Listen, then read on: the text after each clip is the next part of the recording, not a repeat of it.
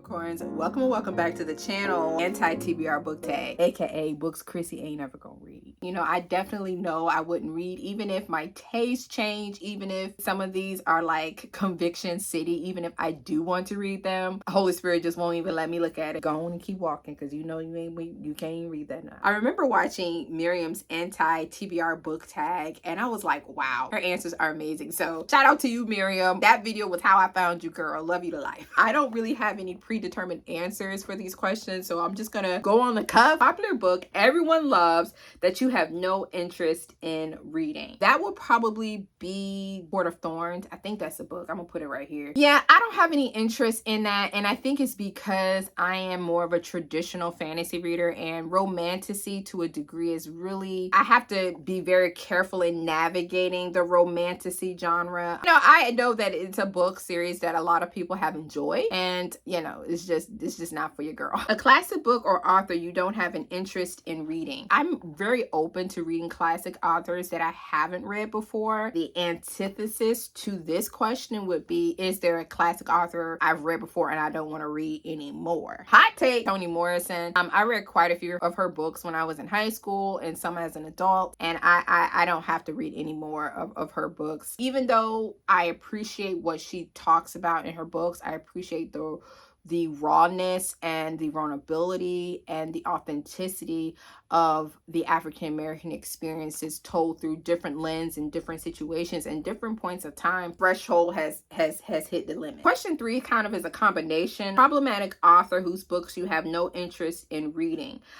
So problematic is a very interesting word. I think for me, I don't really consider an author as being problematic, because personally, you know, I tend to separate the author and their story from what they represent. Granted, that's hard to do, because usually what an author writes about, what they share about, is an extension of who they are. I'm gonna say more so problematic in the sense of content for me would probably have to be Harry Potter. I know there are very strong opinions and perspectives about Harry Potter. I wasn't allowed to read Harry Potter. Also, it really wasn't a book series that was really in front of me at the time. I think I may have just aged out of that. So I really wasn't as exposed to Harry Potter. But I had some younger friends of mine who absolutely loved it. And so I ended up seeing the movies with them, and I thought they were fun. You know, do understand how some books get you, especially when you're young. But as you get older, sometimes it's things to revisit and really reevaluate. And so I can definitely resonate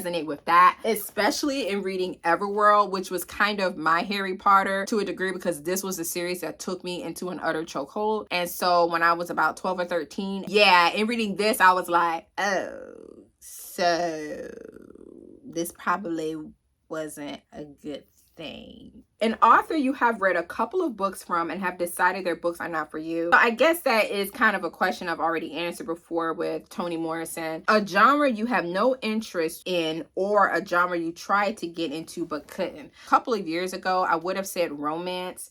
But since then, I've read a few romance books, like I can probably count on one hand. I've read one clean romance, which was The Love Audit, and I had a great time with it. Horror would probably be the genre that I'm really not interested in. I've read some books that have definitely pushed the line for me, specifically House of Leaves. I read that in 2023. That definitely pushed the horror boundary. I think some would say it is a bit horror, like psychological horror. A book you bought but will you ever read? You already know. One moment. Yeah, let's sit here together. Let's sit here in this awkward silence together.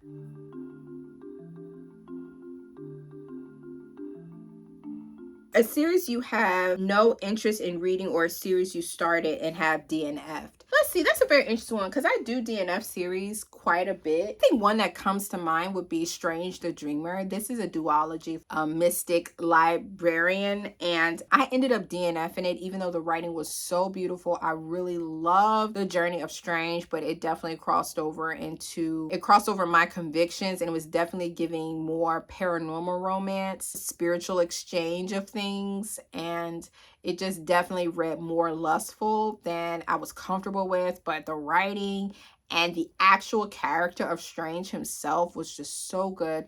And also too, a series called The Lost Queen. I really enjoyed that one as well. I like Celtic lore. Evidently that had too much Celtic mysticism in it for my personal conviction. But again, the story was just so beautiful. The writing was beautiful. It truly was nothing wrong with the book, except it just crossed my convictions. There was a bit of a closed door scene war set in a near Arthurian legend, history, and time. But it has so much in it that really gripped me. Those two are the ones that come to mind when I think about that question. And finally, a new release you have no interest in reading. Oh wow. I would probably have to say the new Blake Crouch. I really enjoy Blake Crouch's books. I have in the past. I have raved about them. My convictions have deepened. And so those books are not books that I decide to read anymore. Another one that comes to mind is Wind and Truth by Brandon Sanderson.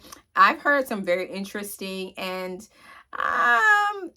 perplexing things about Wind and Truth that has given me pause. I'm kind of at a crossroad to see if I want to start the Stormlight Archive. Is it going to be worth the investment? Especially, I know after reading Hob and I got all the resolutions and all the things. So I'm really seeking and saying, okay, Lord, is this the series that you want me to read? This was actually a fun tag to do. I wanted to share with you to know where my boundaries are in my reading right now. And of course, the boundaries can change as the convictions deepen. Let me know what your answers are to the questions down below, and hopefully this will give you insight into your own boundaries with your reading. Maybe in the past you were open to reading, but now your convictions have deepened, or maybe the Lord has shifted your perspective and kind of helped you to see maybe the realism and the experiences of certain stories within books that could resonate with you now in your life. Wherever you are, I hope that this video gives you some insight and also lets you know if our tastes align or don't align. And honey, it's okay. We're just here enjoying the books, thanking God for this medium of books that brings us together. May the Lord bless and keep you, His face shine upon you, give you hope and peace for the days and the times ahead. Thank you so much for watching, and thank you so much for being here, and I'll see y'all in the next one. Bye.